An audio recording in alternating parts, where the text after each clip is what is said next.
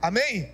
Glória a Deus. Quero compartilhar com você hoje algo sobre processo não é destino. Diga comigo, diga: processo não é destino. A gente olha para a história de Davi e a gente sabe muito sobre Davi. E sempre que a gente fala sobre Davi, a gente fala que é um homem que foi chamado segundo o coração de Deus. A gente lembra de Davi como homem que venceu o gigante. A gente lembra de Davi como homem que foi escolhido para ser o rei de Israel. A gente lembra, quando a gente fala de Noé, a gente lembra de Noé como o homem que construiu a arca. E quando a gente olha para os personagens bíblicos, a gente sempre lembra dos grandes feitos, das grandes conquistas que eles alcançaram. Mas na história de Davi, especificamente, num determinado momento da sua caminhada, Davi, ele se encontra numa caverna, chamada Caverna de Adulão. E ali naquele lugar, Davi, que tinha uma promessa de ser o rei de Israel, ele naquele momento se encontra numa situação completamente diferente daquilo que havia sido prometido a ele. O texto em 1 Samuel capítulo 22, eu quero ler aqui com você rapidamente. 1 Samuel capítulo 22. Ele diz: Davi fugiu da cidade de Gate e foi para a caverna de Adulão. Quando seus irmãos e a família de seu pai souberam disso, foram até lá para encontrá-lo. Também juntaram-se a ele todos os que estavam, diga comigo, em dificuldade, os endividados e os descontentes. Diga: nós estávamos lá.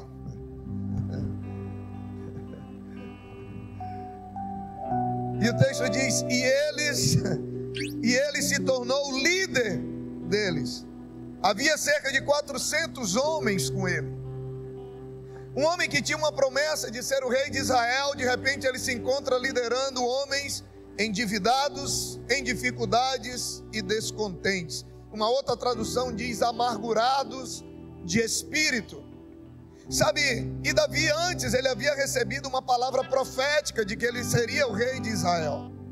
Só que antes de se tornar oficialmente o rei de Israel, a Bíblia diz que Davi acabou despertando a inveja de Saul, que era o atual rei. Quando Saul sabe que Davi já havia sido ungido rei e escolhido rei para assumir no seu lugar, ele desperta o ódio de Saul. Enquanto ainda era um pastor de ovelhas, Davi já tinha derrotado, já tinha vencido o urso, já tinha matado o leão, já tinha derrubado gigantes, já tinha vencido gigantes, quando ele era apenas um pastor de ovelhas ainda. E por tudo isso que Davi havia feito, a sua fama cresceu entre os israelitas. A Bíblia diz que quando Davi entra na cidade com o povo, depois de uma batalha, o povo começa a cantar: Saul matou milhares, Davi matou 10 milhares. Davi não falou nada, foi o povo que falou. Davi não se enalteceu, Davi não se exaltou, Davi não se gabou, não. O povo simplesmente reconheceu o que Davi estava fazendo. O povo simplesmente reconheceu a coragem, a ousadia, a fé, a determinação, a habilidade e a competência que Davi tinha como um grande guerreiro. E a fama de Davi tornou Saul enciumado. Deixa eu falar uma coisa para você. Se você não quer ter problemas, não cresça. Se você não quer ter problemas, não faça nada relevante. Eu postei um vídeo sobre isso essa semana do T.D. Jakes, que é um dos maiores pregadores do mundo, onde ele diz: se você não quer ter problemas, faça o que todo mundo faz, se vista como todo mundo se veste, seja igual a todo mundo, não faça nada diferente, não faça nada além do que a maioria faz, seja medíocre. Pastor, o que é ser medíocre? É ser mediano. É fazer o que todo mundo faz, é estar no meio da multidão, é seguir a manada, é seguir o efeito manada. Se você não quer ter problema, seja normal. Você precisa de coragem se você quiser viver o que Deus tem para a sua vida. Porque a Bíblia diz que o que Deus tem para aquele que o ama, para aquele que obedece, para aquele que crê. A Bíblia diz que olho nenhum viu, ouvido nenhum ouviu, e nem chegou ao coração do homem. Aleluia! Aplauda Ele. Se você não quiser ter problemas, viva o que todo mundo vê, veja o que todo mundo vê, faça o que todo mundo faz, viva como todo mundo vive. Você precisa de coragem. Gente, ninguém fala de quem não vence. Ninguém fala. Ninguém fala de quem não dá resultados. Sabe, não, a gente precisa de coragem não só para fazer o que precisa ser feito. A gente precisa de coragem para lidar com os problemas e as adversidades que só enfrenta quem cresce. Tem problemas que você só vai ter exatamente pelo lugar, pela posição, pela vida que você tem. A gente estava nos Estados Unidos agora e tinha um amigo nosso, meu do Lucas, que foi encontrar com a gente e ele estava de carro. E a gente deixou no estacionamento. E quando a gente voltou, tinham batido o carro dele. E aí ele reclamando, ele estressou meio lá no estacionamento. Aí a gente entrou no carro e eu vi que ele estava meio abalado. E eu falei, meu filho, sabe por que bateram o seu carro? Ele, por quê, pastor? Eu digo, porque você tem carro. Eu falei, quem não tem carro não tem esse tipo de problema. Falei, você tem duas opções agora. Ou você agradece pelo carro que você tem, ou você fica triste porque bateram no seu carro. Porque se você não tivesse carro, ninguém bate no carro de quem não tem carro, gente. Tem problema que você só vai ter por causa do lugar, da posição, ou daquilo que você está vivendo.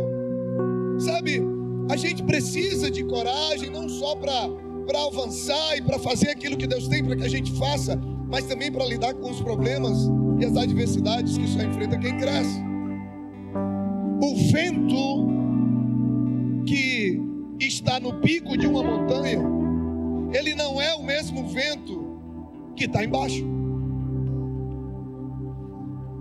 O vento que você enfrenta quando você chega no alto de uma montanha não é o mesmo que quem está lá embaixo enfrenta. O vento é mais forte.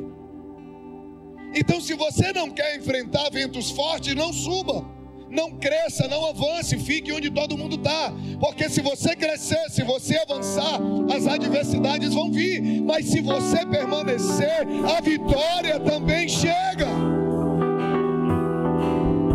Sabe, quando a gente olha muitas vezes para os projetos, para aquilo que Deus tem para fazer na nossa vida e através de nós, às vezes a gente teme. Como eu imagino que alguém que chega na base de um daqueles picos, daqueles montes que a galera escala, eu imagino que quando o cara chega lá embaixo, que ele olha para cima, ele dá uma tremida na base. Só que deixa eu te falar uma coisa, entenda uma coisa, não é apenas o vento que é diferente lá no pico da montanha, a visão também é diferente, o clima também é diferente. Lá em cima você vai enfrentar ventos e dificuldades que ninguém que está embaixo enfrenta, mas você vai ter uma visão que ninguém vai ter. E deixa eu te falar uma coisa, o destino final sempre vai valer a dor do processo, a visão final sempre vai valer as dificuldades do processo. Agora, o que você não pode é confundir processo com destino final. Porque se você confundir, você vai parar no meio do caminho. Você vai parar numa etapa do processo, quando na verdade não era o destino final. É por isso que você precisa aprender a discernir. Davi, ele precisou fugir da presença de Saul, porque Saul começou a persegui-lo, e ele vai parar nessa caverna. Davi tinha uma promessa de que seria rei, e agora ele está, por causa dessa promessa, por causa da promessa, ele está numa caverna, liderando o pior tipo de pessoas que um líder poderia ter. Quem de nós nunca se encontrou numa caverna, um lugar escuro? Quem de nós nunca se encontrou sem saber o que fazer, sem saber para onde ir, sem saber como agir? Como diria minha mãe, e um cruzeirense original vai entender, a minha mãe dizia: sem eira e nem beira. Quem de nós nunca se encontrou numa situação como essa? E não é questão financeira, não. Não é só passa por esses momentos, sabe? Não é um problema de falta de recurso, não é um problema de falta de saúde, não. Às vezes nós nos encontramos em momentos assim, mesmo tendo recurso, tendo saúde, está tudo bem. Mas há algumas circunstâncias, e às vezes justamente por você estar bem, é que você está enfrentando aquilo ali. Sabe, é fácil quando a gente está passando por momentos assim, é fácil a gente acreditar que não existe saída. É fácil quando a gente está numa caverna escura, sabe, num lugar, num momento difícil, num lugar apertado, sabe, quando as coisas não vão bem. É fácil quando vem um diagnóstico inesperado, sabe, quando o nosso casamento está por um fio, ou de repente já foi por água abaixo, sabe, quando a nossa vida financeira não vai bem, quando eu perdi o emprego, quando a empresa não vai como eu gostaria. É fácil a gente achar que não tem saída. Independente do que a gente ouviu lá atrás, independente daquilo que a gente já viveu, é fácil a gente acreditar que não tem saída. E nesses momentos tristes, a terra sobre a qual estão os nossos pés, ela se move. Ela se move. E a gente perde o equilíbrio, a gente perde a firmeza. E se a gente não estiver realmente firme nas promessas de Deus, naquilo que Deus diz a nosso respeito, se a gente não conhecer os planos e as promessas de Deus para nós, em momentos como esse, a gente acaba desistindo. Davi, ele não desistiu da promessa. Ele não afundou num abismo da tristeza, da decepção, da frustração. Não, Davi, ele continuou acreditando na promessa. Embora, baixa só um pouquinho, embora Davi chegue um momento a pensar que ele não seria o rei. Por quê? Porque Jônatas é quem era o herdeiro legal. Jônatas era quem era para se tornar o rei. Davi não era da linhagem, não era Davi para ser o próximo rei. Mas a Bíblia diz que Deus muda o coração. Jônatas, ele era o herdeiro legal do trono, e Deus move o coração de Jônatas de maneira que ele decide se afastar para que Davi se torne rei. Gente, imagina comigo aqui: eu sou o rei, o meu filho é o herdeiro legal do trono, e de repente, para que a vontade de Deus se cumpra, Deus convence o coração de Jônatas para que ele abra a mão e ele abra o caminho para Davi se tornar o rei. Deixa eu dizer uma coisa para você: Deus muda o curso da história, Deus muda a cultura, Deus muda o coração do homem, Deus muda a lei, Deus muda qualquer que seja a circunstância, para que a promessa dele se cumpra. Será que tem alguém para acreditar nisso comigo aqui hoje à noite? Será que tem alguém para acreditar que Deus é poderoso para fazer o que for necessário para que ele cumpra aquilo que ele te prometeu? Deus muda o coração de Jônatas. Deus tem poder para fazer o que for necessário, mas ele cumpre o que ele prometeu. Ele não vai falhar. Deus nunca falhou. Deus nunca deixou de cumprir uma de suas palavras. A Bíblia diz que pode passar todas as coisas passarão, mas ele diz que a palavra dele vai se cumprir. Quando Deus fala para José, Glauber, me dá mais um pouquinho de retorno, por favor, filho. Quando Deus fala para José que ele governaria sobre seus pais e seus irmãos. Você lembra que Deus dá um sonho para José? Que ele via seus pais se curvando diante dele, seus irmãos se curvando diante dele, e José era o mais novo. Não tinha culturalmente uma maneira de José reinar sobre a sua família. Imagina, como é que eu vou chegar ao momento de eu mandar no meu pai, de eu liderar o meu pai? E só tinha uma maneira, era se José se tornasse governador do Egito. Até aí tudo bem, mas a Bíblia vai dizer que antes de José e depois de José não tinha governador no Egito. Eu vou repetir, você está boiando. Como diz aí que você está... Antes de José e depois de José não tinha cargo de governador no Egito. Pastor, o que é que o senhor está querendo dizer? Eu estou dizendo para você que para que a promessa que Deus havia feito a José se cumprisse, Deus cria o cargo de governador apenas uma vez na história, para que ele pudesse cumprir a promessa na vida de Davi. Ei, eu vim aqui dizer para alguém hoje à noite, se Deus precisar fazer algo uma única vez na história, Ele vai fazer para que a promessa que Ele tem sobre a sua vida seja cumprida. Aleluia!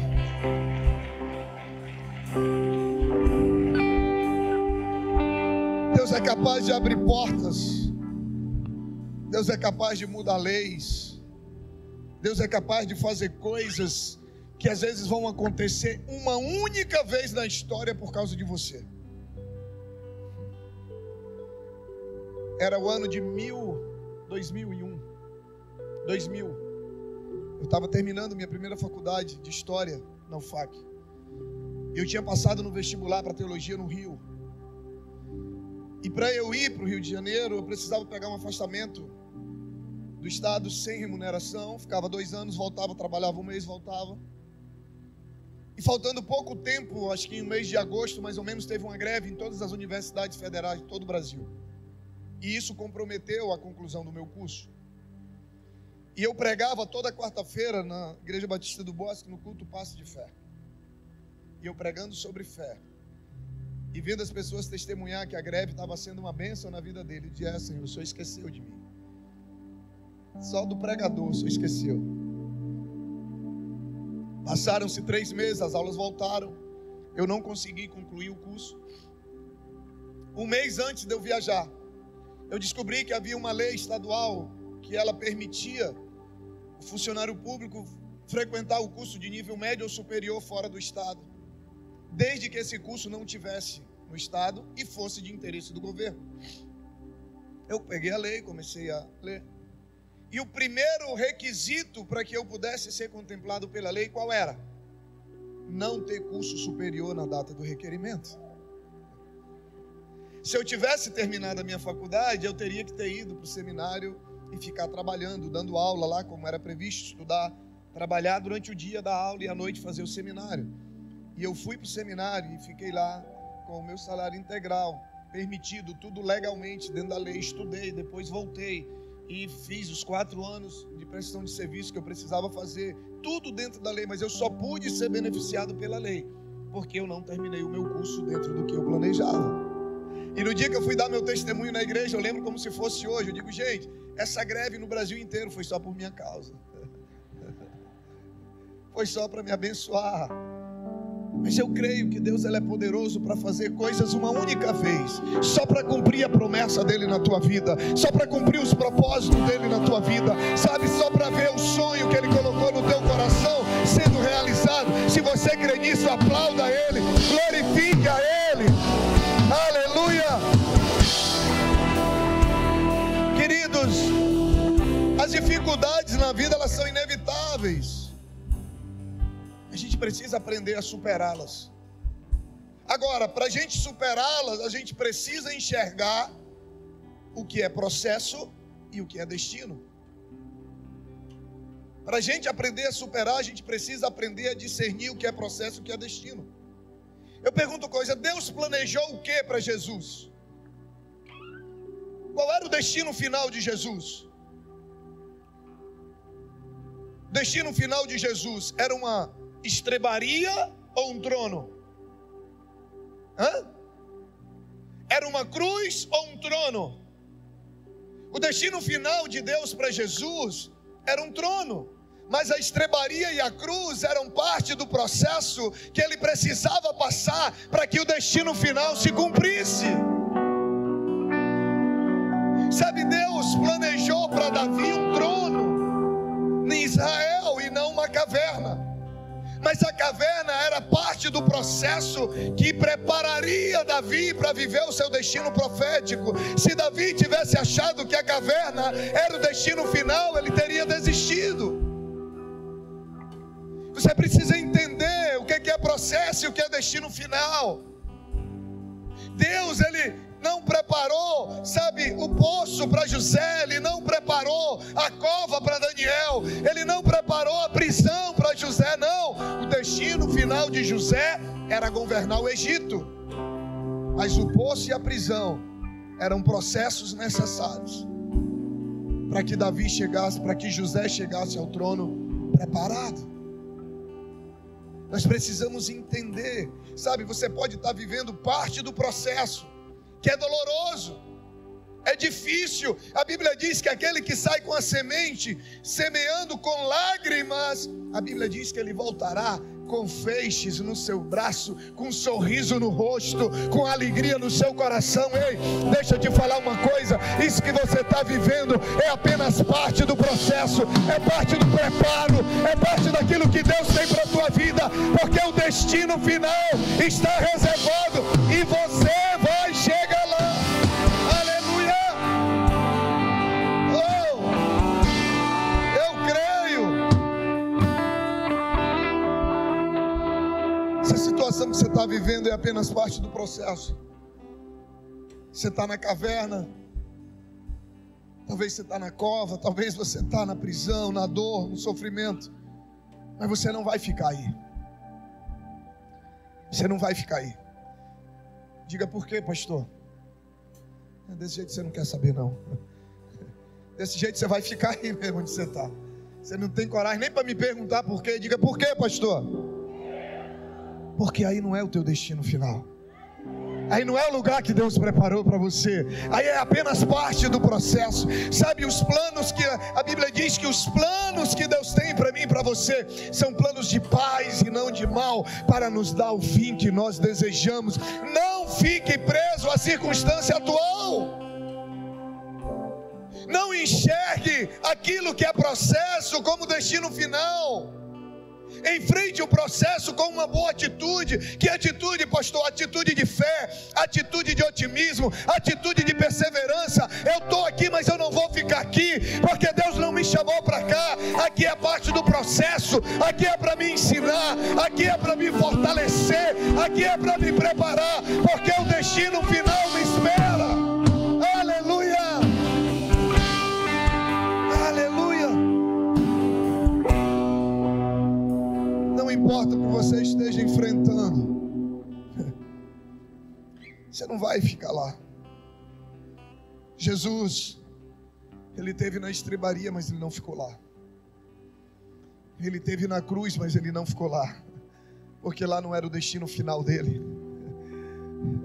Davi, ele esteve na caverna, mas ele não ficou lá, porque lá não era o destino final dele. Daniel, ele foi lançado na cova com os leões, e ele passou uma noite inteira lá, mas ele não ficou lá, porque lá não era o destino final dele. José foi vendido pelos irmãos, José foi lançado no poço, José foi lançado na prisão, mas ele não permaneceu lá, porque havia um destino profético preparado por Deus para se cumprir na vida dele.